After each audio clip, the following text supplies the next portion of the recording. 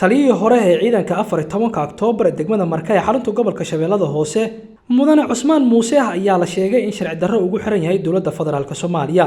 Taliyaha ayaa la tilmaamay in uu xabsiga dhigay taliyaha ciidanka xoogga dalka Soomaaliyeed isla markaana la doonayo in laga been abuurto dambiyo uusan gelin dusha laga saaro. Ehelka taliyaha oo kulan ku yeeshay magaalada Marka ee xarunta gobolka Shabeellada Hoose ayaa waxay tilmaameen in muddadii sharciga ahayd ee loogu talagalay in muwaadinka xabsiga lagu hayo uu gudbay isla markaana haddii dambi uu leeyahay ay codsanayaan in maxkamad la soo taago haddii kale sargaalkaas xuriyadiisa dib loo siiyo maadaama uu ka mid yahay ciidanka xoogga dalka Soomaaliyeed.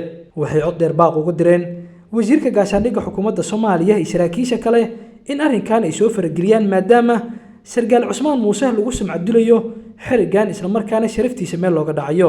waa kuwana qaar ka mid ah ehelka dhibanaha oo warbaahinta la hadlay. dhibaatada naga soo gaarayso magaalada Muqdisho dhibaatadaas oo ku saabsan sarkaalkeena Cusmaan Muuse inuu halkaas cadaalad darro ku haysto. waxaan baaq u jeedinaynaa dowladda federaalka Soomaaliya, madaxweynaha jamhuuriyadda, taliyaha guud ee ciidanka xoogga dalka General Odawa Yusuf Raage.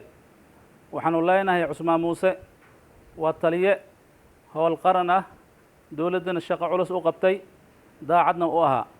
waan ognahay gobolka Shabeellaha Hoose waxa iska qabtay gaar ahaan magaalada Marka xasilinta isku sameeyay. annagu waxaan taweynaa aan tuhunsanahay Cusmaan in lagu haysto howlkarnimadiisa. ma diidayna inuu dambiila noqdo, bini'aadanku uu gafi karaa. waxaan dowladda ka codsanaynaa 24 hours inuu qofku u xirnaado asagoo cadaalad la geeynin la eedeeyo. waxaan u aragnaa annaga afduub inay tahay. afduubkaasna insha Allahu tacaala ma noqon doonto mid loo dul qaato. taliyaha waxaan ka codsanaynaa xoogga dalka Cusmaan Muuse waa inuu helaa cadaalad. saacadaha nagu soo socdo 12 saac nagu soo socdo Cusmaan Muuse inuu xuriyadiisa helaa. maadaama 5 maalmood uu xiran yahay waxaan u aragnaa inuu bilaa dambi yahay. maadaama bilaa dambi yahay waa inuu xuriyadiisa helaa, cadaalad helaa. dadka macnaha ku eedeeyay inuu Cusmaan dambi galana waa in cadaalad la hor keenaan laga heri doonin.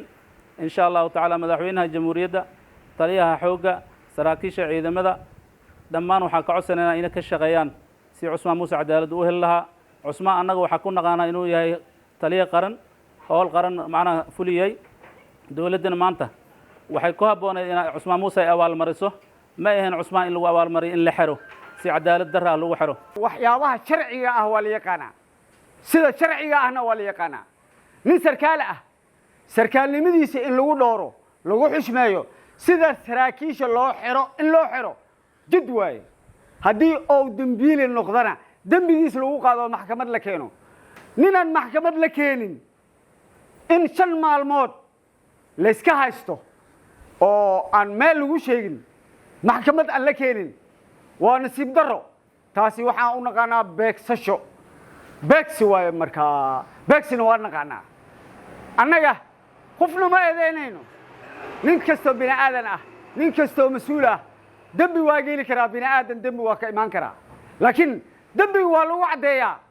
haddii aan dambi lagugu caddaynayn, ninkii sarkaal ah ee adiga kuu soo baxana la daba taagan yahay oo la daba guroohayo, sideed wax u noqotay ayaa loo haystaa. ninkan sideed sarkaalnimo ku gaartay ayaa loo soo qabtay oona loo xiray.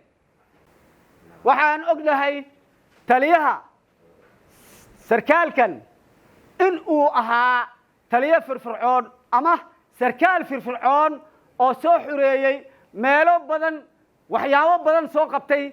sida shaqadiisa ah ayaa macnaha loo diidan yahay in uu ku socdo oo uu darajadiisa koro. Cusmaan Muuse inuu darajadiisa kororto oo uu ka gudbo, uu gaaro heerka ciidamada ugu sarreeya inuu gaaro ayaa la diidan yahay. sarkaalka xiran in dhibaatada oo lagu haayo oo laga daayo.